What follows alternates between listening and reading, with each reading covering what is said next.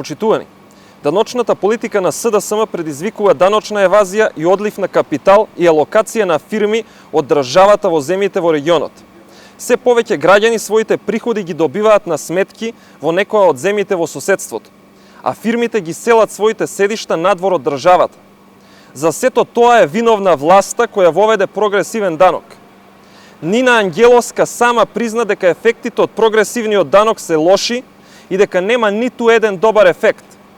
Прогресивниот данок треба да се укине и да се врати рамниот данок. Ставањето во мирување на мерката прогресивен данок за само 3 години е најголема грешка, која создава правно-економска несигурност кај инвеститорите и граѓаните. Бизнисите кои се преселиле во странство и граѓаните кои отвориле сметки во други држави нема да се вратат во Македонија, кога знаат дека за 3 години повторно ќе треба да плаќаат високи даноци. Штетите врз економијата веќе се гледаат. Помала наплата на данок на добивка за 50%. Даночна евазија, селење на капитал, како и заобиколување на Македонија од страна на мултинационалните корпорации е само дел од штетните политики на оваа власт.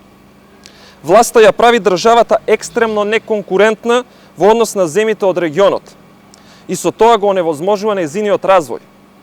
Токму затоа и од тие причини ВМРО ДПМН ќе го укне прогресивното даночување и ќе го врати рамниот данок со првото доаѓање на власт. Ви благодарам на вниманието.